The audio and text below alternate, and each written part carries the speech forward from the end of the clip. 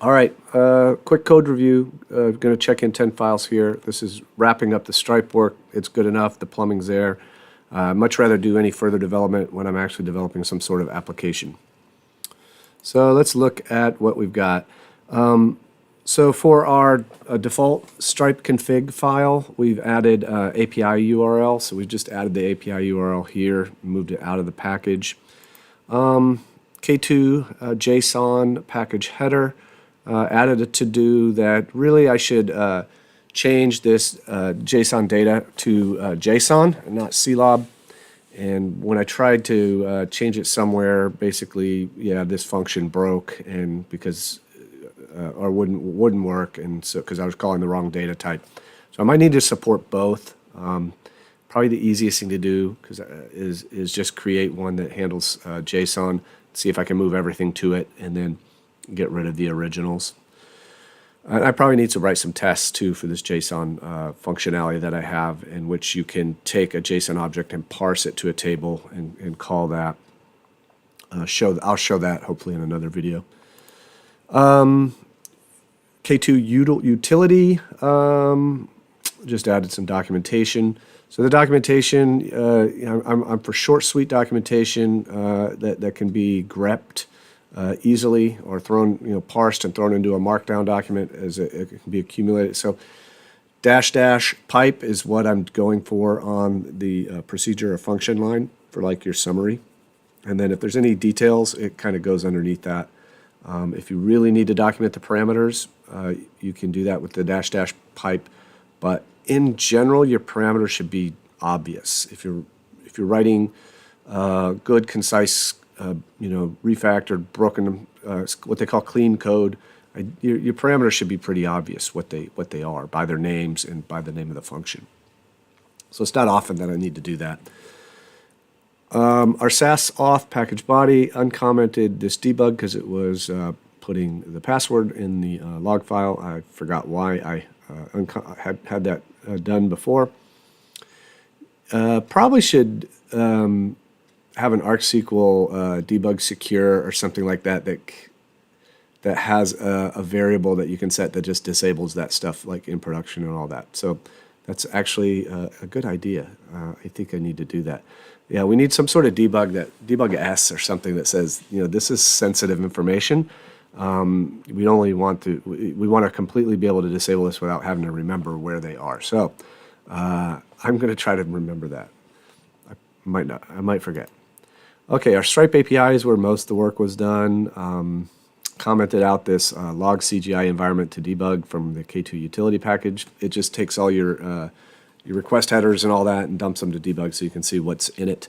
It got me thinking that I could see cases in which you want to actually get the whole request and kind of save it. And then if you have an error, go ahead and dump the contents of that request. This is making, the idea that, when you have errors, there are reportable errors or reportable events, you should always send as much context as possible. So you could do that and not store the data. If everything's successful, you could just delete that data. So that's like a cool feature that nobody asked for. I'm not going to build it right now, but Stripe install, we've added a Stripe schedules file. So like schedules, you'll see it down here. Schedules files are for schedules. We changed some names of some functions. We've added parse status so that I know what's been parsed. And I'm not going to walk through all this code. Oh, this was interesting. So, like, this is a problem you can have. So you're maintaining state through as the code progresses in this function. We're doing things like, okay, we're parsing. I don't know what that. Yeah. So right here, when we get to here, we're going to say that we're going to be parsing this invoice. So it's not new because it's part of another transaction. So it doesn't need to be parsed by the scheduled job. It's in the flow. So we're going to call this parsing. And then we're going to take that, that JSON and put it in that data table, JSON data. and then and use the invoice ID as our key, and then we're going to get the product from that. And if we get this far, we're going to say, okay, we're going to consider this parse. So there's, it worked. And the problem is, like, if we throw an error, right, a lot of times what happens is a rollback occurs. So none of that stuff, unless you're using, if you use ArcSQL debug, it uses an autonomous transaction, so it gets committed. But all this stuff would kind of get rolled back, and you wouldn't see the data. It wouldn't know what's there. It wouldn't know. So what we do, and I know this could be considered bad practice, but if we get down to an error, we do set the status to error. We update that, and we do say commit, and then we raise the error. So that's something that's been hit or miss for me. Sometimes I do, sometimes I don't. I guess, if you had that dump where you could dump the data in an error, and you did all that and had some way to go back and see, oh, well, what happened when I inserted this data and what it looked like. Otherwise you kind of lose that. Anyway,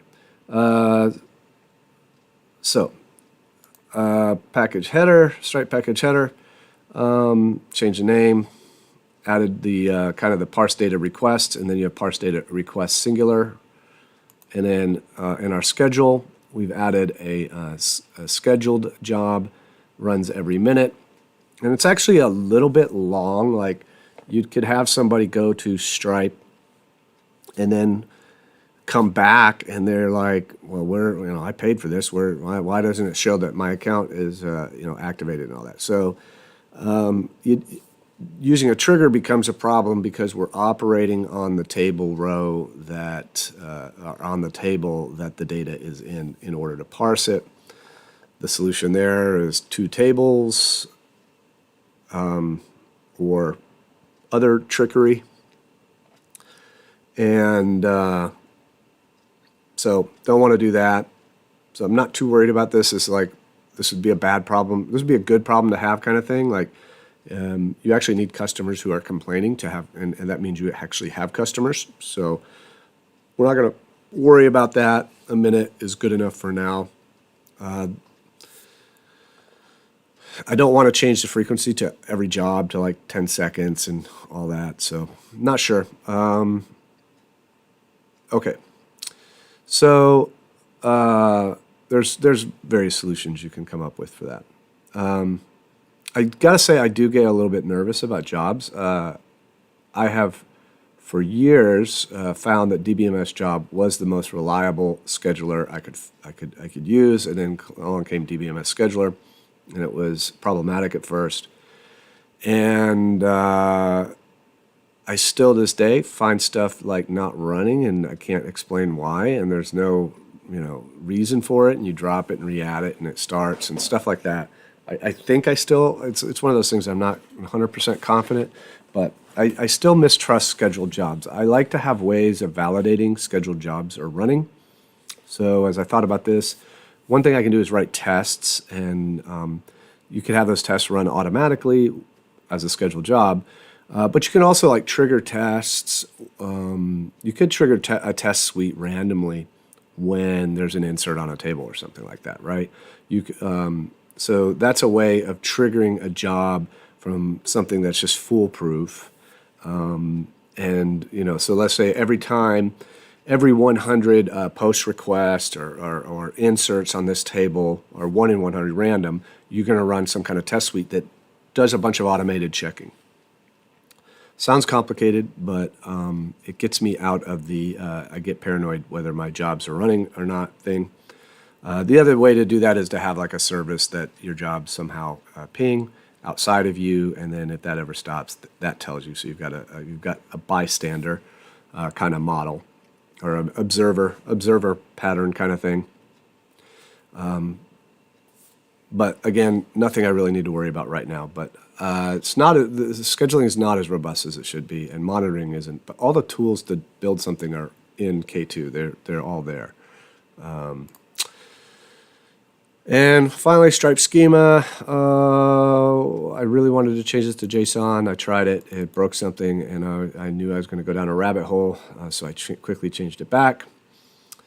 Added this new parse status. These columns are, it's wiping out the entire table and adding it back. If we were like in production, we would need to have, if does column exists kind of thing work. And this is all part of ArcSQL. These are all procedures and functions that you can use in order to build your schema. And I'll show you that. So this is how I build a table. And I've mentioned this on other videos, but I haven't tried Liquibase. I don't really care to try it. I like the way I do this. I've done this for years and years and years on some very, very complicated models, and I've been able to keep my models in sync, and there are ways for doing reconciliation. Like I worked with a product one time, and I would generate hashes on like the tables for the number of columns and data types and stuff. And if something didn't add up, I knew to do a compare and say, hey, something is different. And I could build a pristine. I could always build my pristine, golden environment and get those hashes. And then that was part of the installation program. Was it would check all that stuff, and I would know right away. Customer would know right away if something didn't get done right. But Liquibase has been around for years and years now, and maybe it's pretty good. But I like to do it this way: single file for most of my schemas. Very easy for me to look at history if I need to, but how often do I actually do that? You don't really do that. I build an idempotent thing. I try not to reference anything like versions, like if version is this and do that. Instead, I'd like to say, if the system looks like this, then it must be this version or something went wrong. Do this to get it right. So you'll see that when I start developing the app. And the nice thing with this, looks a little complicated, but once you get to know it, it's not. And I'm running LSP or GitHub Copilot, and it is completing like this entire stuff for me. It's amazing. So that is that's what's going in, and we're going to check that in right now. Push it, and we'll be on to whatever's next. So, all right, thank you.